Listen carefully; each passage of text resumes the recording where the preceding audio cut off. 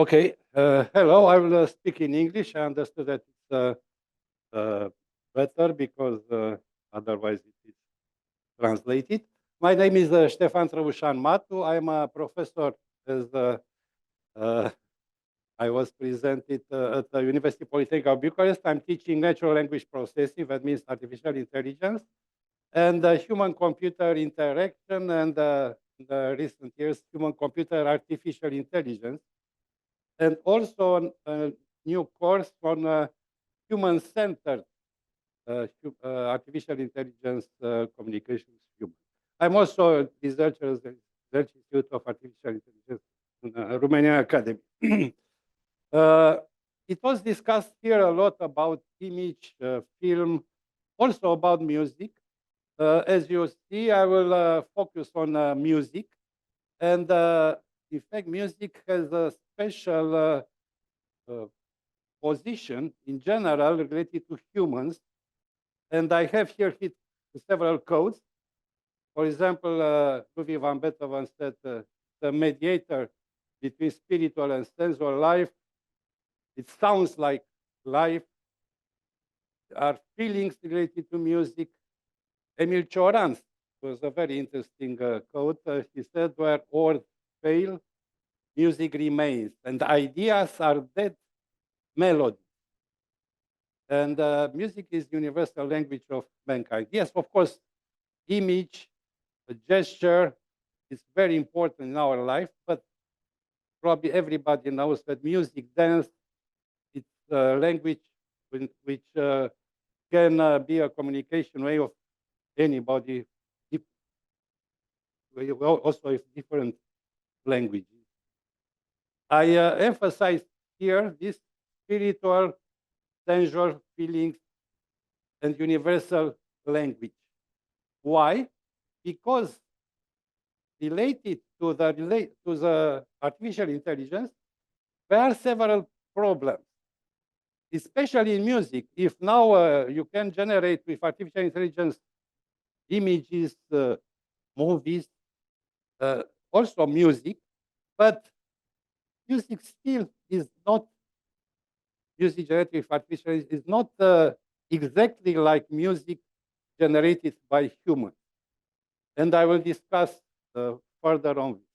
In fact, the idea is how to bring some human touch, some human nature.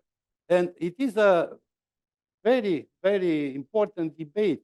It was not discussed here as I participated, I heard several presentations. It is a strong debate between the so-called weak and strong artificial intelligence. There are many people saying, okay, we have the singularity, we'll have the general artificial intelligence. Many say, okay, we already have, because ChatGPT is general artificial intelligence. But there are also specialists, professors of artificial intelligence who say that we cannot obtain, only we can obtain a weak artificial intelligence. What is this? Strong or general artificial intelligence is artificial intelligence, where programs, applications, they behave exactly like human. They do everything that humans do. And of course, ChatGPT and other tools may be considered that they can do everything that people do, but as you already saw, there are hallucinations. Sometimes it's hallucinations. There are bias, there are ethics problems. And some people say, okay, it will be solved.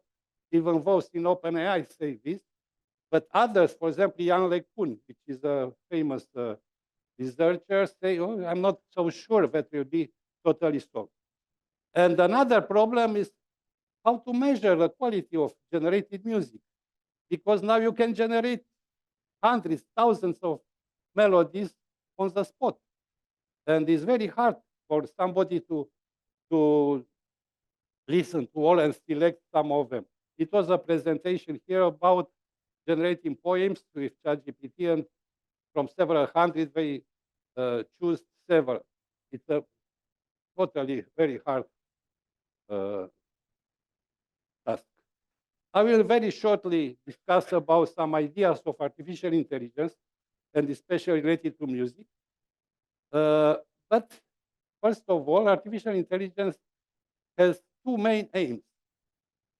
First, to create artifacts that perform similarly or better than humans. In fact, is a famous Turing test. I will not uh, say again. It was also yesterday a presentation of my colleague, Professor Flora, and some others discussing about Turing test.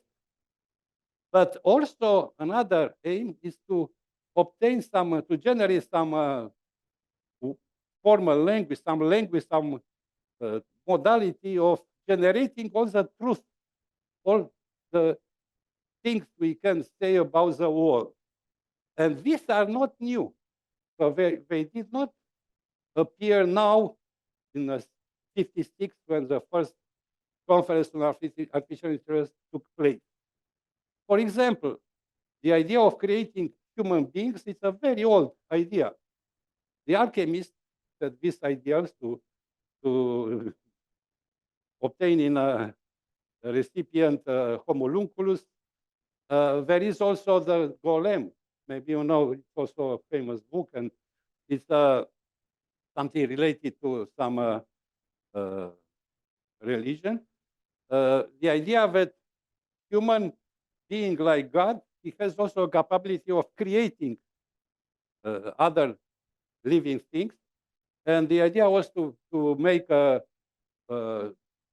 a like a puppet on clay, and by saying several words to give life to it. So this is real because people who tried to do this, and in fact, it is not now, but even some professors or artificial intelligence said from MIT that they are somehow the descendants of the rabbi in Prague who tried this. And in fact, natural language processing is like a Kabbalah, and they are Kabbalists of today. So there are people thinking this. So there's also some mystical dimensions for some people. The second idea of having a combinatory language is also very old. It is famous philosopher Ramon Lull, you see from the 13th, 14th century, who develops the so-called art of memory. He had these are concentric discs, and by combining concepts, he said that he could obtain all the truth in the world. And this idea of art of memory, I will not discuss more, but for example, Ion Petru Culianu had that book, Eros and Magic in Renaissance, discussing about it. And the famous book, Art of Memory of Francis Yates, discussed a lot, and a lot of discussion related to Shakespeare Globe Theater. And he said that it was inspired from this art of memory. I will not enter into details, but it has a lot of implications, mnemotechnics, and so on.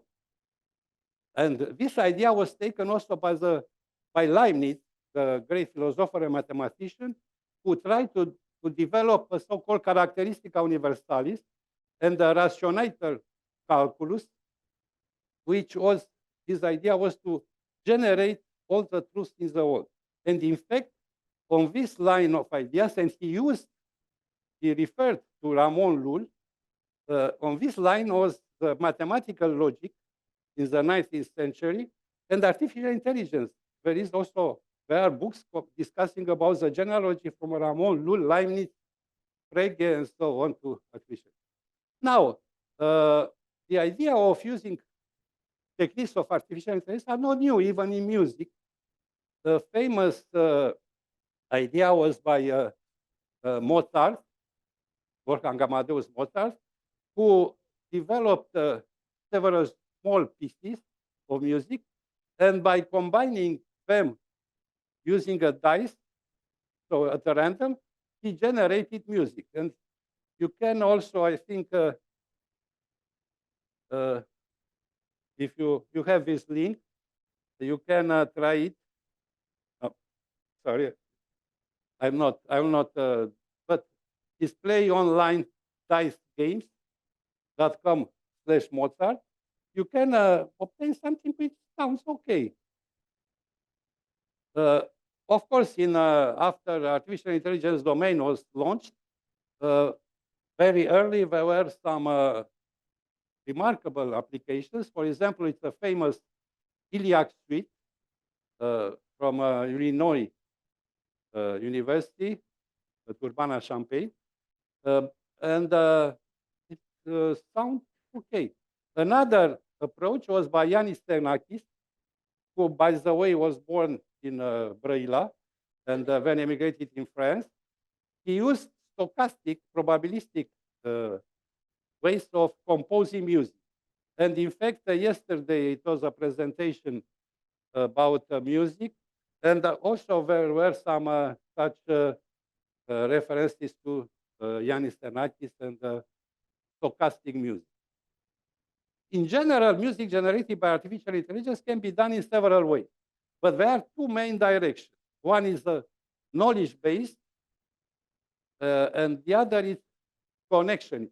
In fact, this reflects the two main paradigms in artificial intelligence: knowledge-based and artificial or symbolic artificial intelligence, which uses explicit knowledge and inferences, for example, rules, grammars. Also, it was for music some artificial chemistry.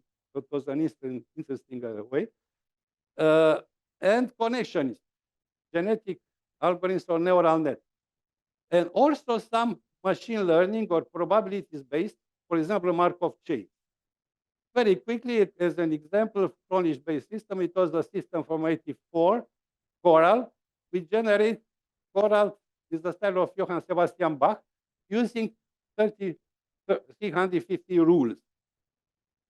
And it compares with something generated by a student, university conservatory student.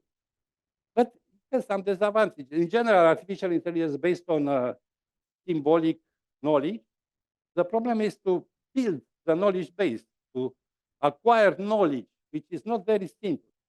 It was in the 80s, the so-called expert system idea to develop knowledge bases and then replace professors, replace medical doctors, and so on. And I remember I was a student and then first years of my research. It was like now with neural networks, everybody built expert systems. But after that, it came winter because it was not very simple to build such knowledge base. Another idea is genetic algorithms. This is maybe similar to Mozart, but it has in addition the idea that it simulates the natural evolution. There are small pieces of melodies, like chromosomes in genetics, human or animal, in general, genetics, and they are combined. But there is also like an evolution, and there is a selection process, it's a cycle, and also some, like in evolution, some modifications which brings novelty. Neural networks, it was discussed a lot about them these days, and now it's the state of the art, and there are huge achievements. It's okay, a phase of training, for example, having a set of melodies, for example, all the pieces of Johann Sebastian Bach, which are used for training a neural network, and then it generates something in the same idea, the same sounds, with a degree of approximation with what Bach composed. But a real person who knows, a person who really knows music will probably not be so happy. Even it is not a new idea. You see, it was also a recurrent neural network in 1994, which used also Bach and generated some such cues. And it was compared to Markov chain. Markov chain is a chain of probabilities, a probabilistic, a stochastic method. Also in 2016, it was another deep neural network Okay. And these are very quickly also some systems which I developed with one of my PhD students, which graduated, using also some recurrent neural networks, long short-term memory networks, and transformers. And also with ChatGPT, you can generate music, because music can be, it is a notation with letters, there are different types of notation, and you can generate also with ChatGPT. But there are problems. You saw also when you generate images with artificial intelligence, there are a lot of very nice images, but some of them, in my opinion, looks like some of them. Even my colleague, Professor Flora, yesterday showed. In fact, you saw I did not generate images with the ChatGPT or DALI or other, even if it is very simple. I prefer to take some images from a stock, and maybe some I like to transform them myself. So it lacks human emotions, human touch. After a while, you realize that, so if you generate many, at the first time, it's interesting. But after some time, it is not very pleasant. And also is a problem of ethics of plagiarism, as was discussed also in the case of text. By the way, sometimes music generative AI may be used for example, for a movie, for some background or some. It is, but and the problem is that, of course, it needs creativity. It needs something which is unexpected. Of course, somebody we say, okay, but the ChatGPT and some other systems for generating music and are generating something which you will not expect. Yes, but in fact, there are combinations of known things. For example, to give you an example, Einstein. In that time, it was Newton physics and so on. Everybody said, "Oh, this is Newton is God." And Einstein came with the idea that the speed of light limited, which is totally against. So real creativity is something which sometimes denies everything. Also in music, in art, great artists are bringing something totally new. Even Johann Sebastian Bach had some innovations, some dissonances. You do not discuss about contemporary music. And music needs creativity, but coherence. Coherence is a big problem. Now, with big deep neural networks, you can obtain coherent. For example, ChatGPT generates some coherent text. But, for example, melody, longer text, hard to generate, even from a technical point of view. And also, another example, sometimes very nice melodies are very simple. It's, the theme of Destiny by Beethoven, several notes, very, very simple. And, or Furelise. And to generate something like this by random, and read is also very important. Okay, now I will refer to one of my contributions based on the polyphonic theory of Mikhail Bakhtin. I took his ideas and developed a model of discourse in general. And maybe some of you know about Mikhail Bakhtin. He was a philologist, essayist, philosopher. And his main idea was that everything is a dialogue. Even when you write an essay on a top of a mountain, you are in a dialogue. You are in a dialogue with the people who will read the essay, with what was the previous ideas, with yourself, the interior dialogue. And he said that even the words are full of echoes of previous uses of those words. He said that only Adam was using words without echoes. So he said any true understanding is dialogue, the dialogue. And in fact, he was opposed to Ferdinand de Saussure. Maybe you know semiotics. I know in philology schools, I don't know, in theater, Ferdinand de Saussure is considered the father of linguistics, of structuralism, of semiotics. And he said, oh, words are signs, real life is not, we should only take text. So it was, he had a book which was against Fernandez. And moreover, he said that everything in life is counterpoint. That is opposition. Counterpoint is a technique, a very old technique for composing polyphonic music. And in fact, what is polyphony? So the best example of polyphony is of Johann Sebastian Bach.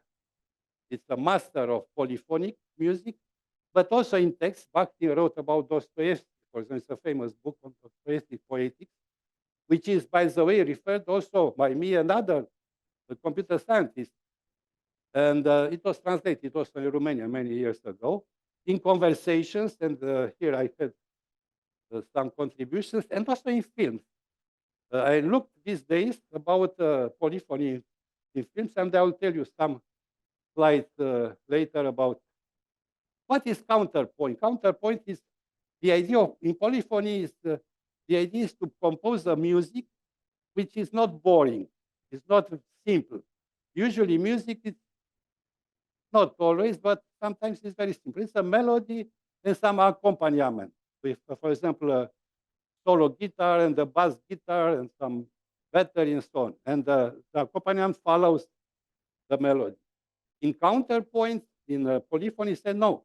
There are several voices, but in several melodic lines, but they should not follow each other, but enter in divergences and convergences.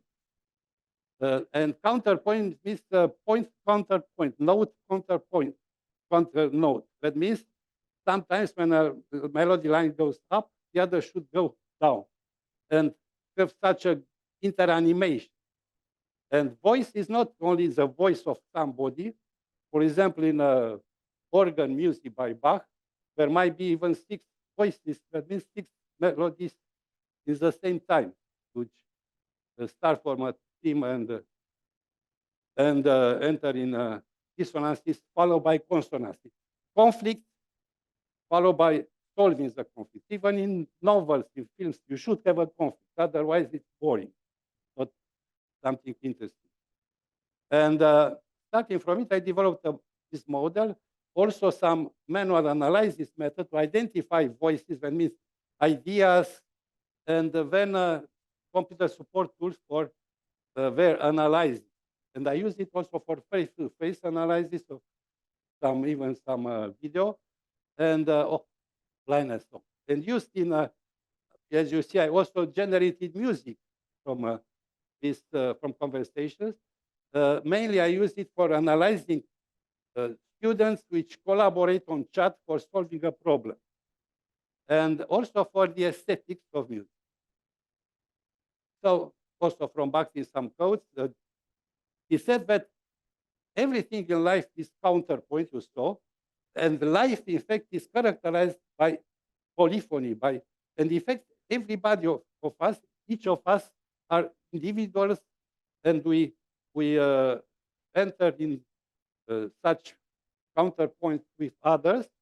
And by the way, this is very difficult, if not impossible, or to generate, for example, by ChatGPT or some other such. And so it's a plurality of independent and unmerged voices and consciousness. In fact, also consciousness, which artificial intelligence does not have, it can be characterized as based on. So my idea was to generalize the idea of voice. And for example, in a conversation, there are threads of utterances where we can detect repeated words, lexical chains, co-references, rhetorical schemas, and see how these lines of ideas interanimate. By the way, I thought about polyphony in music, in a film, in movies. And I remember with great pleasure, I was very young when I saw Solaris by Tarkovsky. And it is probably you know this movie. It is a very, very nice scene where it's a choral of Johann Sebastian Bach. Or in Kremer versus Kremer.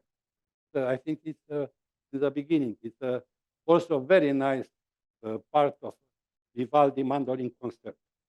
But also I looked and I saw that even in polyphony is used also if not classical music. For example, in Pulp Fiction, Tarantino used this Comanche song by Revels during the pimp scene with Bruce Willis, and very. And also in this song "Stuck in the Middle with You" in Reservoir Dogs. Also, if you maybe you did not remark, sometimes you do not remark, but they are polyphonic. And moreover, there is not only polyphony between polyphonic music, melodies, but I looked and I also, an idea is to have a polyphony, a counterpoint between music and image. And it was also an example very interesting. So it's an image, which is some kind of voice in a generalized way. And music is different. And this is used, maybe you know, and you, or this I saw somewhere, but thinking, I remember a very nice scene from Blow Up by Antonioni, when I saw it first time, when Vanessa Redgrave was moving on, and the photographer, David Hemming, said, slowly, against the beat. So to get out of the effect, our life now is very much related to phones, to ChatGPT. We should also be a counterpoint. And also, I have done an analysis, and it was published some time ago in a book in Springer. It was an experiment with some children in Japanese class solving a problem with a professor, and I used this polyphonic method for analyzing the behavior of children. And of course, also in choreography and movies, so this idea of counterpoint is important. What I have done in more detail with several PhD students of me, some of them are even professors now, to analyze polyphony in conversations, for example, in a chat, to identify threads of ideas, for example, by repeated words, and I don't know how much time I have, to identify also and see these threads of ideas like voices in a melody, and to identify divergences and convergences, because it's this interanimation between divergences and convergences. Divergences create a conflict also in music. Sometimes you discuss about question answer, but also in general in any discourse, in text, in movie, in music, conversation, when it is a divergence, this generates a need for a solving, a resolution, a convergence. And here is another image where divergences and convergences. It is a chapter in a handbook of dialogic learning, Routledge, several years published. And also I said I used this idea to generate even music. So starting from sorry, this is in Romanian, starting from a conversation, a chat, and with some selection from a user, and using some algorithms, I generated music. And I discussed with a professor at University of Music, and which is also a well-known composer, Professor Sherbani Kifor. He, by the way, composed music also from some movies. It was a movie after Eliade. And he was he liked it very much. And he made some minor modification. For example, I choose some instruments, he chose some other instruments. Of course, he's a musician. And it was generated some musical piece, which even it was played in a concert of modern music at Romanian Athenaeum in 2013. And I have, I can show you. He put on YouTube, he put some, okay, there are several tunes put by Professor Nikifor on YouTube, and starting from this idea, I don't know, I hope that.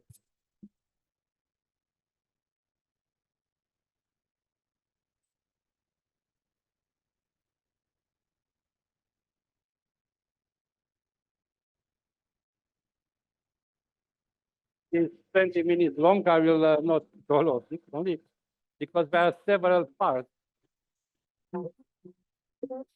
This is in a Brazilian style, but it's a sonification. It started from a conversation.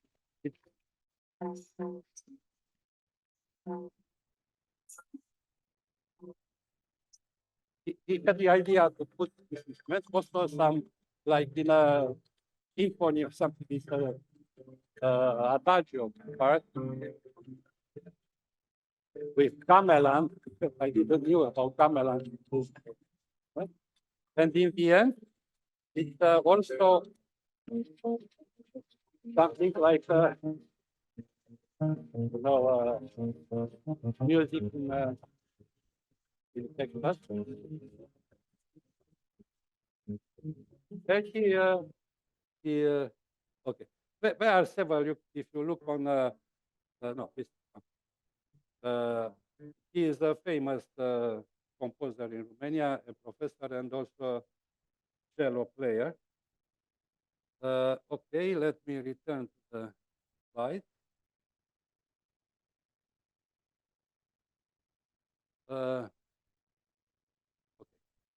So, and yes, for example, this is the last part was called the variations on a boil and cabbage down. It's a country style. So everything is not generated from conversation. And in the end, I will discuss several things about metrics for aesthetics. Of course, maybe some of you say, okay, but aesthetics is something related to, everybody has some preferences, some backgrounds, culture. Beauty is in the eye of the beholder, But the problem is that when you have artificial intelligence to generate music, images, it generates, as I said, a lot. And it's very hard. Now people compose or select. It would be very useful to have some artificial intelligence program to make a filtering, a selection. And some of them are throwaway, and remain several which human would elect. Yes? The previous idea of sonification, I forgot to say that Professor Giovanni Kipper was very happy. He said, oh, this has some human touch in it. It's not like other music generated by artificial intelligence. And why it has such human touch? Because in fact it's a sonification of a conversation, which it has the way of utterance are sequence and the interanimation reflecting something human. For example, also Romanian, but Italian language is very melodic. It's like a melody, and people discussing Italian sometimes, even if I are arguing. And so it has a human touch. And to select and get a human touch, something human touch in selecting, maybe it's helpful to have some such measure.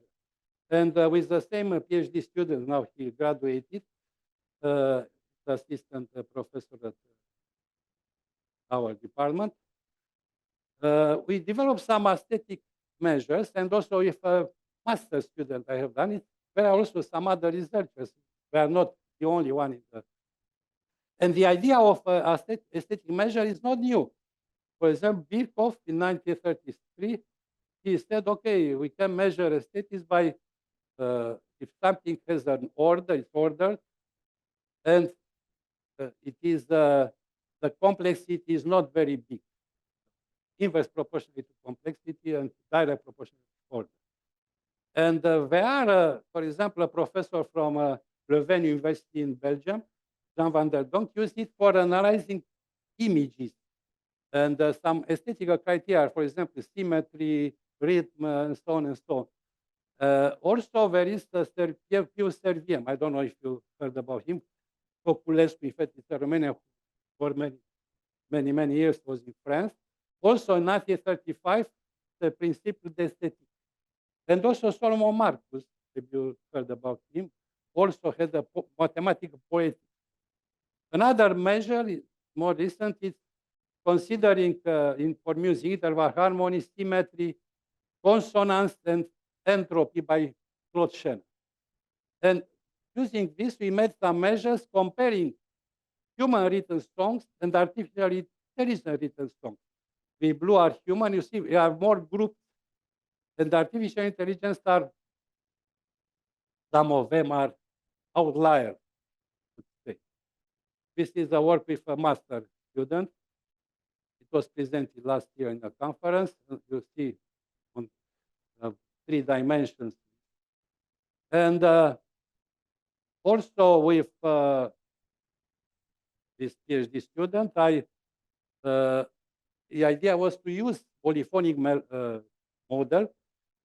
And in fact, as I said, the melody should have dissonance. And melodies should, but there are 2 types of dissonances which are okay, but some of them are not okay. So you cannot use totally because it's a cacophony. Put, for example, you take 3 melodies and you play them in parallel. It should be cacophony. But Johann Sebastian Bach, for example, there might be 6 voices, 6 lines of melody which are independent. They start from a common theme, but they are. And using this idea, we used a neural network, also a recurrent neural network, which was trained with melodies with good dissonances, and in fact, 2 dimensions of the melody, durations of note and pitches.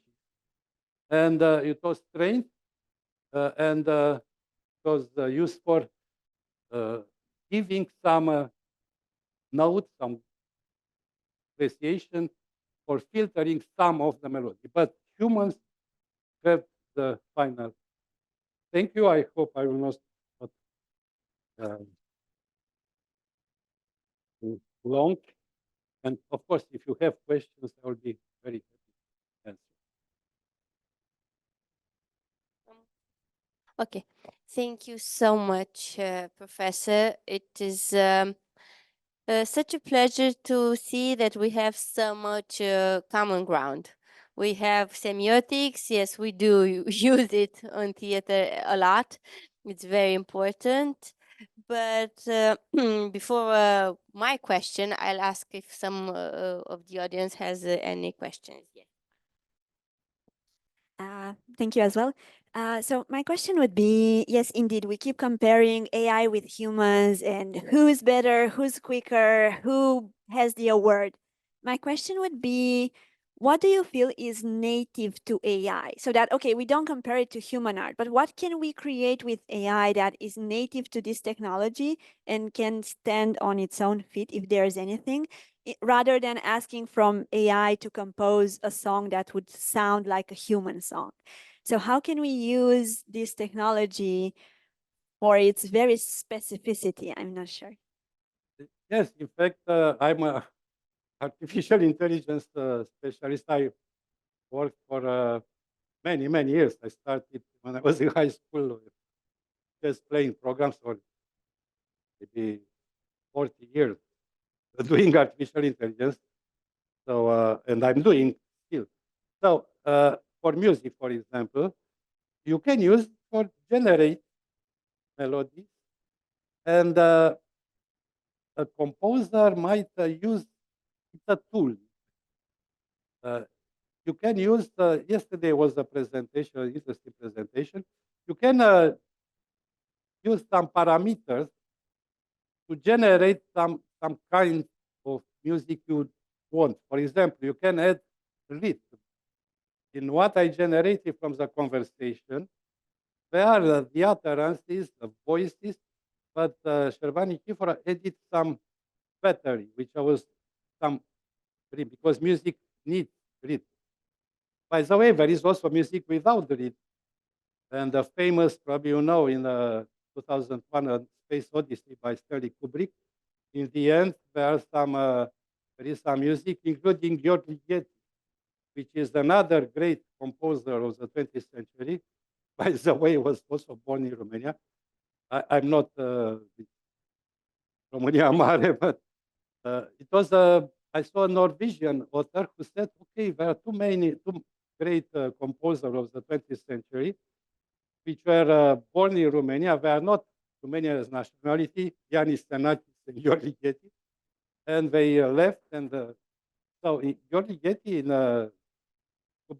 Stanley Kubrick's film, it's a music which has no rhythm. It's a music which is continuous but infinite.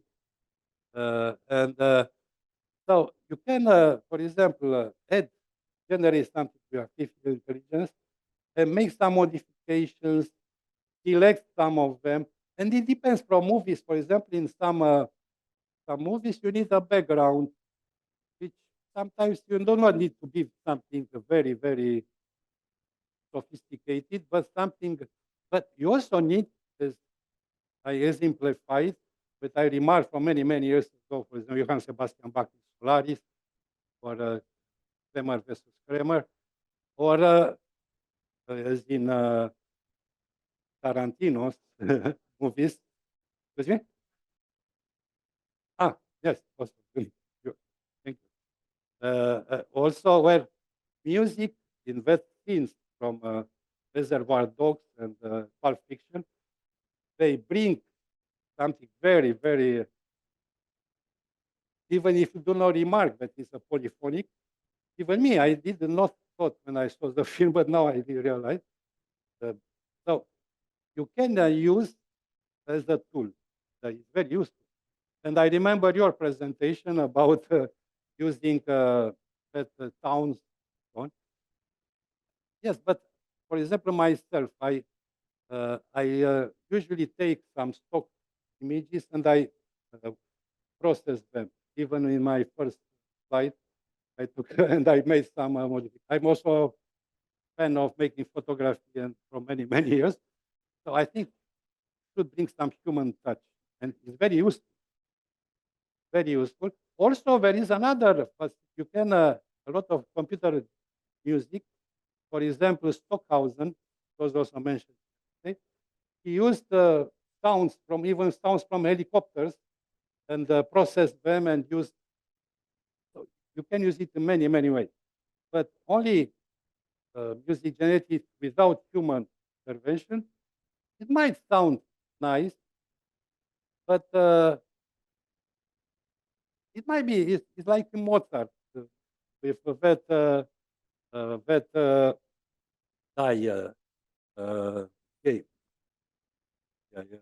Okay. So I hope I answered. Thank you. Do you have any other questions? Yes, please. Thank you for the great presentation. My name is Georgi Caraveanu. I'm a PhD student. And I saw that you mentioned and presented the idea of and the method of counterpoint. Yes. And I was wondering if you experimented with the idea of having multiple independent systems, AI systems, music generating systems, acting as different voices simultaneously and interacting with each other, like multiple voices in a counterpoint piece, like in a fugue, for example. What do you think about that idea? Thank you. Yes, it's a very interesting idea. I did not, but it is an idea to try it. What I remember is not exactly the same, but I remember several years ago, I think they put, if I'm not wrong, two assistants like Alexa and Siri to discuss. I remember other chatbots make some, and it's, as I remember, I don't remember exactly if it was Siri and Alexa, but it was starting. By the way, Alexa in the 2001 Space Odyssey, I don't know if you know, it's a very nice clip where Alexa, you know it, Alexa is that scene where it says, opens the door, Hal, opens the door. And it totally generates Alexa music from doors sometimes. No, it's a very, thank you. I will think about it, and it is a good idea, yes. Thank you for the answer. And I would have another question. Music is one of the very few, I think, of very abstract mediums that has the potential to um, to give some transcendent messages and metaphysical sort of feelings in a way. Uh, it is quite remarkable, from something very abstract, just some sound waves, to give so much meaning. And my question would be, can an AI system ever be able to to reach that point where it can actually create that same feeling in a human, or is it just something, just a way of let's say a conversational method for humans in a musical form, so to say, that can only be achieved from human to human? Yes, it's a debate here. My opinion is that no. But by the way, in artificial intelligence, for many years, we also had PhD students, master, graduate, undergraduate students doing uh, programs, writing programs for sentiment analysis. And one important feature of us is empathy. And for example, Terry Winograd, which is a famous professor, which by the way was one of the founders of Google. It was a professor of Greenship and Page, professor at Stanford of Human-Computer Interaction, and previously artificial intelligence professor and PhD.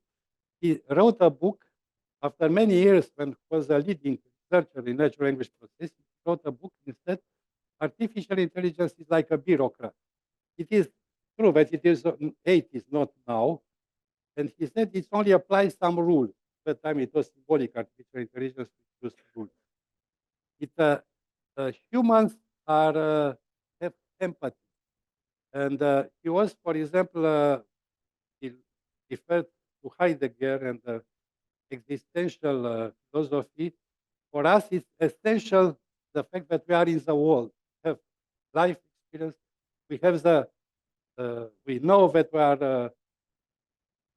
we have some time to die, and we have this experience of life. And empathy is, of course, when you see somebody that said some problem, you as a normal people, also you feel what feel other person. And some people try to, they say, okay, also by big neural network, deep neural, they train with human experience and so on. But not, it is a debate. Some said, okay, it's like I said, hard and weak artificial intelligence. Where somebody, okay. Others say, I also doubt, I'm a, I'm a fan of supporting that weak artificial intelligence. And in fact, my idea is that already we started somehow to see that you can generate everything you want with ChatGPT, but it also misses something. And we still need contact, eye to eye, face to face. Even if now a lot of people, even when they are two lovers, stay at a table with a phone, but still you need. So I just got very high level still. Yes, so I hope I answered.